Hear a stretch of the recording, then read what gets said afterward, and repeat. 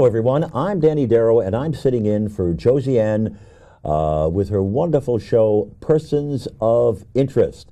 Josiane is in the control room right now, and she's producing, directing, doing everything from the lettering to the camera work to everything. And right now, we have Kenneth Churchill, who's an advocate and organizer for homeless people and homeless land rights, who became at a very young age acquainted with the desperation of the homeless and the poor. And he's going to tell us all about himself and what he's doing. So, Kenneth, it's your show. Just pop right in and bang, bang, bang. Let's hear from you. So, hello, Danny. Hello, everyone. And thank you for having me on. And this is an opportunity to speak for people that actually the homeless people don't have a voice. Yeah. And unless persons in media provide a voice for them. Okay. So today you are the voice of people that have been banished from our society, have been kicked out and unwanted and neglected, abused, and every other kind of torment that they could be put through. Yeah. And they have very few advocates. And this station, Manhattan Neighborhood Network, has been very good to homeless people by way of providing a voice for them. Oh, that's wonderful. Through several shows here on MNN. And it's good to be here. I've been organizing for land rights for a long time, Danny. I like everyone else, in about 1980, a homeless population started to develop in the United States. One that I had not seen before. Mm-hmm. We had poor people, but we just didn't have people living along the walls of the buildings of all the cities, and trying to make a sidewalk their home. And this is in plain sight for all American people to see in most of the cities. That, in fact, I just left the City Commission in Miami. Mm-hmm. City Commission, and they announced publicly that homelessness is the #1 leading problem in the city of Miami today. And I don't know if that's true here in New York City, but it certainly is in Miami. Yeah. I believe it is in Fort Lauderdale. I believe it is in a major concern or problem or difficulty that many of the largest cities face today, Los Angeles, Chicago. Yeah. They have more people than we have today. We have more human beings than we have buildings to put human beings in. It's kind of simple if you look at it this way. Yet, on the contrary, we have endless amounts of wide open panorama, unused land. Yeah. Everywhere, all across this country. So I didn't have an answer at first when I started to advocate for homeless people. I didn't understand it. So I used to come into New York City and take train rides, out from the island into the city. Yeah. And I would just observe homeless people trying to understand what went wrong with our society, why are there so many homeless people? And it didn't occur to me at first, but I don't think it's a building problem at all. I don't think homelessness is a building problem. I think it's a land problem. I think if a person is homeless, they have lost their right to land. Not as much that they have lost their right to enter into a building and remain lawfully. They lost the land underneath their feet to begin with. And this is true for 3 to 4 million American people today. All right. Well, how can a homeless person better themselves? All right, what do they have to do? Can they go out and they can seek employment? Where do they go? How do they get started again? If they want to pick themselves up and make themselves better, and find a place to live, get a job. How do they go about doing that?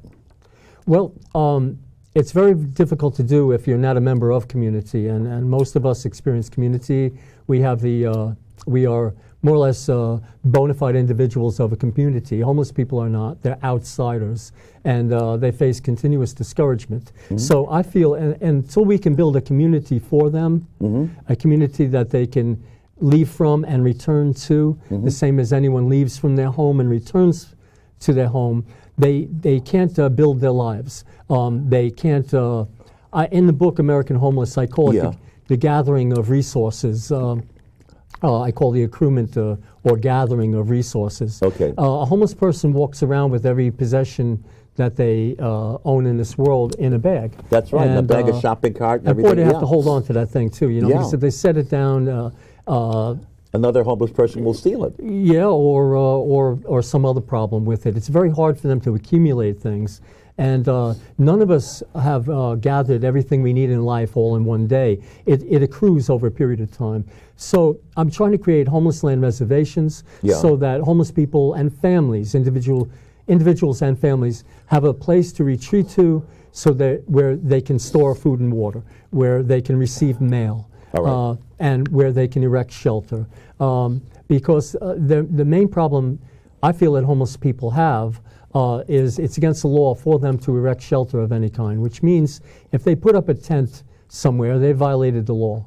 And in many areas, they face arrest for putting up a tent. Yeah. And but in the meantime, if people don't protect themselves somehow from the elements, they die. They die. Oh, sure, especially during the wintertime. It's horrible. Sure. They get wet, they freeze, they get pneumonia, and they die. Yeah, a lot of people go to the airports, and they hang around in the airports all night long and stuff like that. Sure, where it's safe. But doesn't each city have shelters and social workers where these people can go and they can try and seek help? Almost every city has a shelter system, but I personally consider the shelter system a failed system. Yeah. It pretty much divides families, and it pretty much fails the people. So what do these people do? I mean, they can't stay homeless, indefinitely. They've got to get help someplace. Well, I'm trying to develop or create or interest people, more importantly, interest the public, and our fellow citizens into creating a civil defense system for homeless people, because we don't have one. We have a homeless shelter system. I don't see who it's really helping. The shelter system doesn't change anything. And it consumes a lot of money that are converted into large salaries for some people. That's right. And it is a pork barrel for some politicians.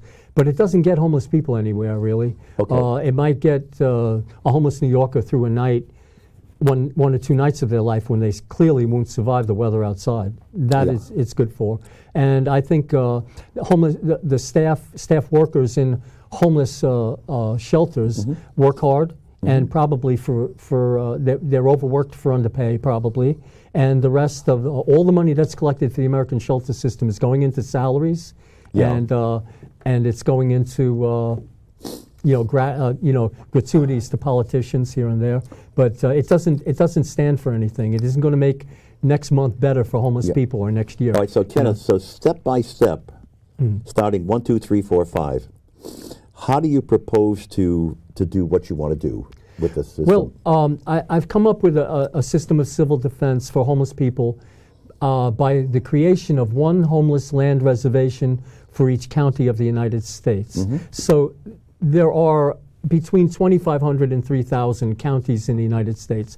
That would call for a civil defense system of 2,500 to 3,000 homeless land reservations. That would allow a homeless family to cross the American grid in search of economic opportunity.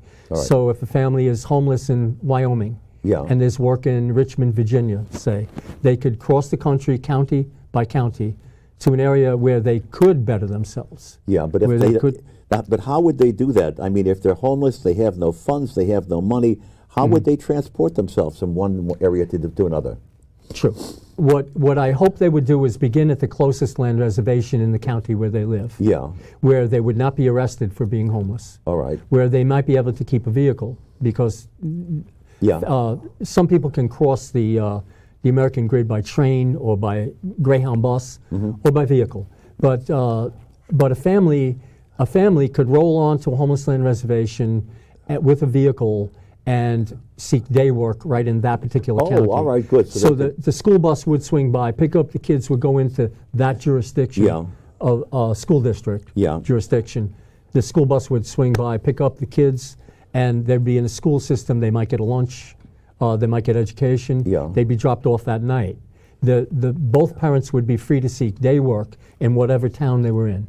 They were in or the- city. yeah, on the Whatever list. area, town, community there was, they could seek day work, accumulate enough money to move on to the next reservation in the next county, in line with the area of the country where they hope to be, Yeah, and eventually better themselves. and better themselves. Yeah, right, exactly. Yeah. You know, we also have some photos, some pictures. Josiane is in the control room, and she's got some wonderful pictures of homeless people in America. And Kenneth, you want to tell us a little bit about these photos while she has them up? Well, sure. Just briefly, Yeah. it's a very small homeless family. Yeah.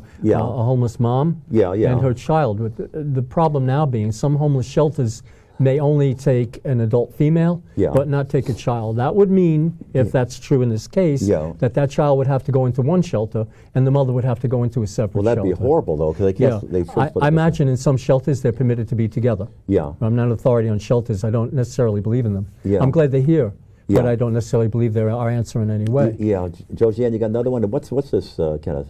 You have any idea what this Tiny is? house movement? Yeah. Possibly the tiny house movement. There is a tiny house movement Yeah. in the United States which works in conjunction with homeless land ownership. Mm-hmm. So tents can become small tiny houses Yeah. over time. Yeah. I would like to say that homeless land reservations are something I hope if every town and city in the United States has been started by a small group of people. Yeah. When our country began, they usually began with tent cities. Yeah. Normally, people come in and they would build lean-tos or tent cities, and from that, over the next 50 or 100 years, a town would emerge. Yeah, Well, yeah. I'm hoping the same thing can happen for homeless people in America. While Oh. this man's face is up, Yeah. that it's good to talk about it now. In other words, this man needs a place to be where he's not going to be arrested, Yeah. and where he can better himself. Yeah. Where maybe he can attend a self-help meeting. Where maybe he can maybe there are veteran services available Yeah. on the homeless land reservation. Yeah, here's some where people. maybe faith-based people can come in with ministries, Yeah. and where it'll be centralized. Where they won't have to go off looking for the homeless people. We'll know where some of them are. Yeah, well, And here, there's one in the street over here. yeah. Yeah. And in many cities of the United States, you can be arrested for sleeping. Yeah, here's Yeah. another one. Yeah. This would be, there are 200,000 And he- homeless American veterans in Yeah, our veterans, country. that's right, yeah. So between 150 and 200,000 American veterans wander our country, and they roam the land, almost as a 200,000 person nomadic tribe. Yeah. And here's another. as a young person. Young person, yeah, homeless. Homeless, so many of them, we find more of them in California. Yeah. And while we're talking about young people, one of the leading causes of homelessness in our country is foster care age out, where foster children age out in their 18th year, and the next day after their 18th birthday, they're very often they're more automatically homeless. Oh, that's awful. Because they lose all their support system all in one day. Yeah, yeah. So, Oh my! And here's another one: homeless vet support. Yeah. Your troops and stuff like that. Yeah. But I hear that the mayor in New York City is supposed to be putting together some buildings for homeless vets and stuff like that up in the Bronx or stuff. Did you hear about that? I didn't, but I know we have a good mayor now, Yeah, yeah. and he has a good heart, and he would like to help people. Yeah. It's a homeless man. Everything he owns, that he has gathered for the last maybe 6 months of his life is in that basket. Yeah, yeah, And that's he's right, so yeah. easily separated from that basket. Yeah. It's these people have been banished. They're outcasts. They're outsiders. Yeah. To both community, and they are citizens of the United States, and they deserve a lawful place to be. Yeah, look at these people just laying on the street. That's a female, right? Yeah, female, right, yeah. I don't have my glasses on. Yeah, Yes, yeah, female. yeah. Well, here's the thing. I just read recently, and I have the article with me, but the vast majority of women that have been homeless for more than 6 months have been sexually assaulted or raped. Oh my! The majority. Yeah. So 1 out of 4 homeless people in the United States is female. And if there are 3 to 4 million homeless people in the United States, and According to Google, we have as many as 4 million. Nothing on Google cites more than 4 million, but we have 4 million. Yeah, Kenneth, take a look at this with the tents and stuff. Right. This is a homeless encampment. Okay. And what I'm trying to create is a lawful homeless tent city. This is a tent city. Okay. And I'm saying we can organize it. If homeless people are surviving on the land, it is the responsibility of society to organize this basic fact of life. Now, if you look at the stores across the street, even I don't think this is the best place for this community to be. Yeah, it looks like they're in a shopping center or something. Yeah, and people are trying to work. People are trying to conduct business. It's not the best place. So the plan I've come up with is a compromise between the state, the taxpayer, the downtown business merchant, and the homeless people by creating a homeless land ownership of land only, and they put up their own tents on that land. But and in fact, there has been a breakthrough in our country. I'd like to get to it soon. As soon as we roll through some more pictures. Again, she's female, she's homeless, and she's hungry, and I believe it. And she has very little reason to believe that tomorrow will offer more hope to her than today offered. And these are citizens of the United States. These are our people. These are our mothers, our brothers, our sisters, our fathers, our cousins, our aunts, and our uncle. They belong to us. These are our people. These are our countrymen. These are not our enemies. These are our people. And the policy of the United States government with respect to homelessness is passive euthanasia. These people are being euthanized on the sidewalks of every city in the United States. They're being left out there to perish, and they're being run through the jails. And they are our people. And we can easily afford the land it takes to build a civil defense system for them. Now, any municipality and any municipality in the country is free to choose. I'm trying to design a system that would mandate by law one county reservation for each county of the United States, but that would permit for any municipality to create a homeless land reservation next to itself by choice. All right. So any town or city can choose, any city commission or any town board can designate an acre of land for a social experiment of, say, 25 homeless people to own an ownership of 1 acre of land, so that they have a lawful place to be, a place that they can call home, a place where they can collect water, food, and get mail. And also a place where self-help meetings can be held, so that they can better their also need circumstances. protection too, in case they do. the other people come, they want to rob you and take advantage of you, and the group can protect itself. For example, right out here now, there has been a major breakthrough in Las Cruces, New Mexico. This is an article that was run in nationally in the New York Times. January 2nd of this year, 2015. Hold it a little straight, Josiane can get that. And Josiane, can you? And this is called Camp Hope. It's a glimmer of hope. It's called Camp Hope. I call it the Las Cruces Miracle. This city, Las Cruces, New Mexico, recently changed its city ordinance to make tent city lawful in the city limits of Las Cruces. They took some city land. They didn't convert it to ownership for homeless people. I think that's the next step, and we might go out there to ask them. And because there are benefits to homeless land ownership, there are several benefits. Can you tell us a little bit about that? Sure. Like here in Las Cruces, this is a wonderful experiment conducted by the city. It's the first lawful tent city in the United States, as far as I know of. That's in New Mexico. In New Mexico. Las Cruces, New Mexico. It's a city of 200,000 people, I believe. And this is a tent city of 50 homeless people that are allowed on the land. And they're not being arrested. They're allowed to keep some things, and they're allowed to have a tent. And it's a beginning. It's a beautiful article, and they call it Camp Hope. And the motto of the people, the homeless people on Camp Hope, is my safety is your safety, and your safety is my safety. These people are free to protect each other. And that can be true in every town in the United States. It can be true in every city in the United States. And especially the women need the protection of the men. And there are men that will protect them, and there are men that can't be trusted.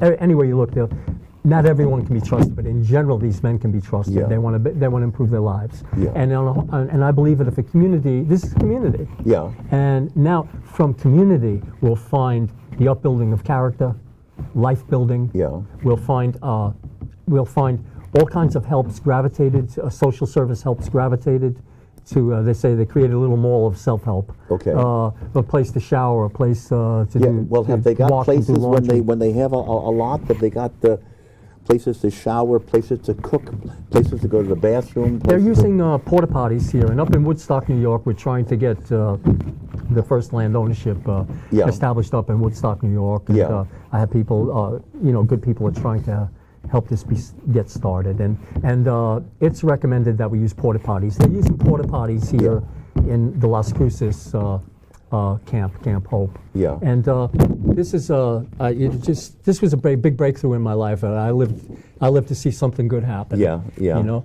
and then also. Go ahead. Also, Danny. Kenneth, let me hear. Out in not out in, but rather the National Coalition for Homelessness, for homeless people, National Coalition for the Homeless. They just. Go ahead. Okay, they just issued this release, and this is from National Coalition from the Homeless. Instead of making it illegal to rest or sleep in your town, why not create a safe space while you work to find affordable, permanent housing for your citizens? So this is the recommendation now of the National Coalition for the Homeless. Yeah. They're recommending, listen, unless homeless people can fly, they're existing on the land anyway. And we can organize this, people. We can do that. Yeah. It's not that hard to do. And it would be very, very easy to implement. It wouldn't take very long at all. According to this article from Google, clearly states that 1 in 30 children in the United States today is homeless. Is homeless. 1 in 30. So that's a tremendous amount of people to be homeless. And that the number of homeless children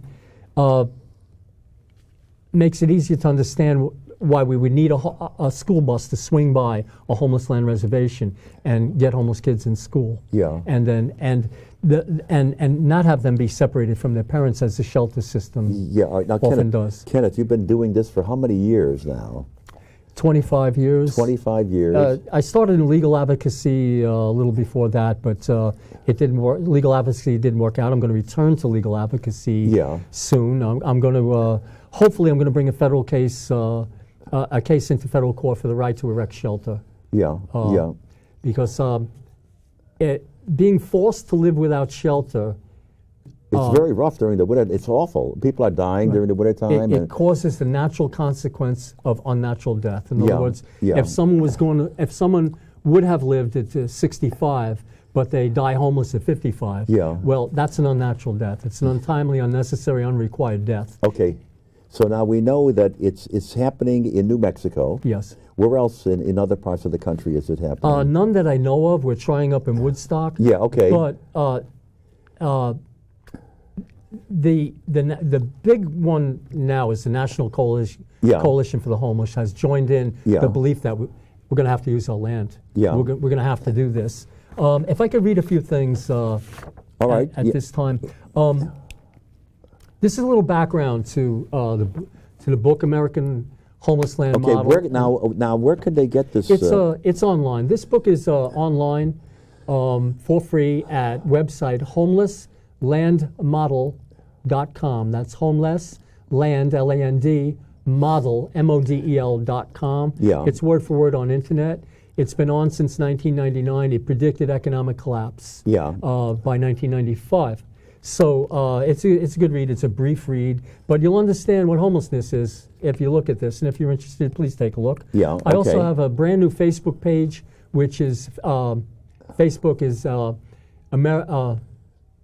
American Homeless Land Model. Is the Facebook page. Well, that's the name of the book, American Homeless. Yeah, it's the name of the model is the Facebook page. American Homeless Land Model is the Facebook page, and the Facebook page is doing well. And people on Facebook are they're really behind this.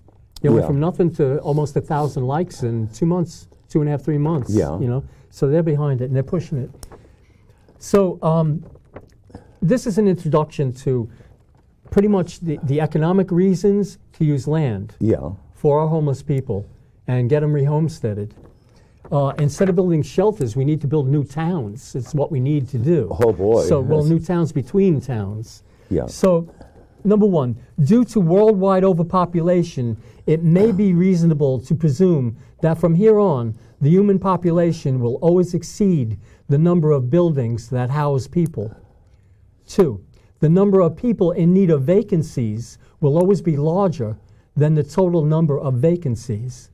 3, overpopulation is compounded by enclosement of the land, saying the people may not use the land to erect shelter because the land is in enclosement. 4, any person that erects shelter on enclosed land is in violation of the law.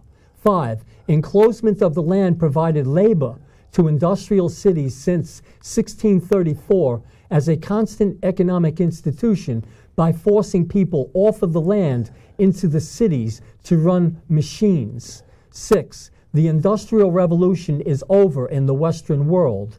7, people have now been replaced by machines and have been forced into technological unemployment or cannot meet the demands of highly specialized forms of modern employment. 8, large populations of American people have been displaced and exist on the land in violation of the law. 9, 13 million American families are in default of mortgage and may soon spill out onto the land. 10, not 1 square foot of land has been dedicated to help displaced and homeless persons and families, yet they all exist on the land. Yeah, Kenneth, we're running out of time. Just tell everyone how they can get in touch with you right now if they're interested in helping. Sure. Go to Facebook, people, if you could, and give a like on Facebook. And the information is there to explain to other people that you know how we can use our land to help our people. Because simply we haven't used 1 square foot of land in this country to help any homeless people. And that's unacceptable. We need to create new towns between old towns. How do you do that? You create a homeless land reservation. In 50 years, it becomes a town. And now it stands between 2 other towns. And people from that reservation can resort, they can go to either city for the things they need. Yeah, and thank you so very much for watching Josie Ann's show, Persons of Interest. And please stay tuned till the next time. I'm Danny Darrow. See you again. Great show. I don't think we have to make a second one. We covered everything, almost everything. Okay. Bingo. Oh, shucks. Can I finish this? Sure you can. Oh, thank you.